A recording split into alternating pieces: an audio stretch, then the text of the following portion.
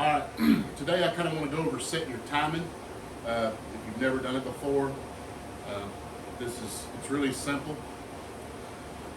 So there's two things you've got to do. One, you've got to get the engine on top dead center, which there's a pin in the cover that you pull out, flip over, spin the engine over, it'll fall into a dimple, you're good there, and then you adjust it up here.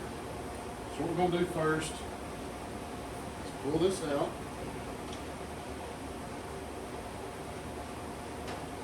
It's a 1/2 inch wrench.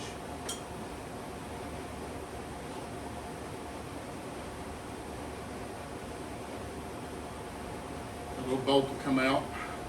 You're going to flip it over, stick it back in the hole.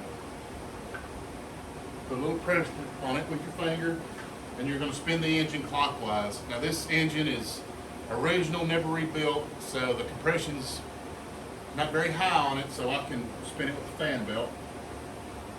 We're just going to go real slow.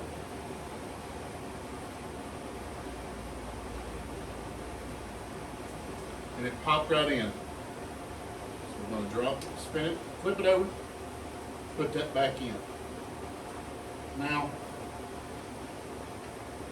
if you go past where you're supposed to, don't rotate the engine backwards. It messes up the lash. Imagine these are the teeth, and they're constantly pushing on this side. If you rotate it backwards, it's going to mess up the timing. Once you get all the adjustments just aren't going to be right. So you want to make sure you just spin it over again till you come in. You want to keep the lash proper. Now up here, you can't see it. You might be able to see it here a little better. This is mainly for my grandson and my daughter. They're going to have these cars after I'm dead and gone. They'll have to do this one of these days. And Mercedes has done this with me before, but my grandson had, he's only one. So I'm kind of making these videos for him and her. Hopefully they'll have to change this little part here where they wear it out riding around. So this has got 4 lobes on it, one for each cylinder. And that lobe is what opens up the points. Now, what you have to do is you have to loosen this nut in here, then New Rakes makes a tool where you spin this around, and I'll show you that. And while you're in here, you also kind of want to go ahead and adjust the points. 0.020. This is an old style that's riveted to the plate. The newer ones have screws, so that's how you adjust it. So we're top dead center. This up here is all correct. You need a screwdriver and your New Rex tool. I've tried the knockoffs. They're just not worth it. Loosen this.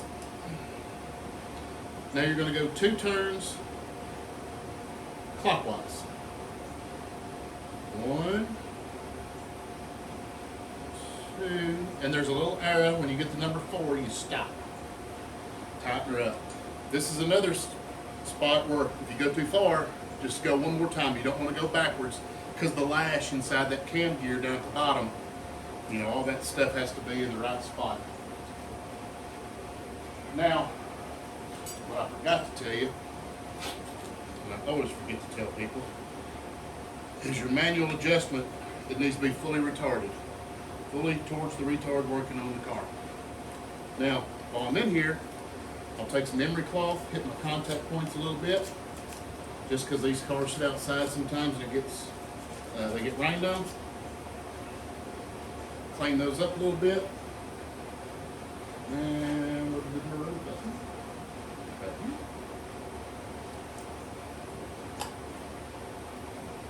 And she should be good to go.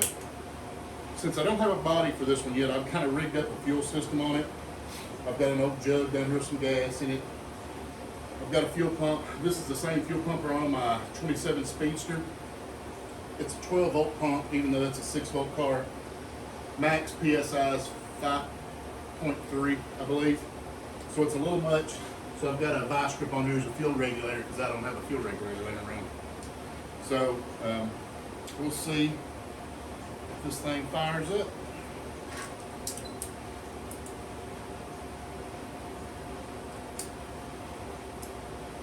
There, come on, vice grip.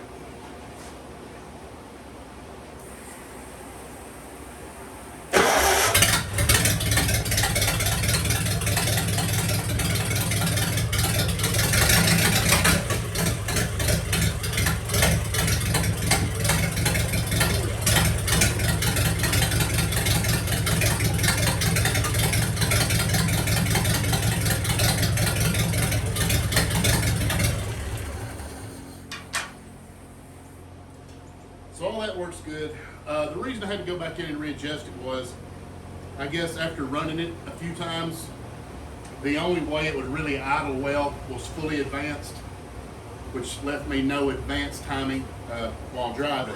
So that's why I went in there and adjusted that. Obviously didn't exhaust so the neighbors don't hate me. But anyway, that's just a quick, easy way to set your timing on your car. Like and subscribe. Hope you enjoy the video. Thanks.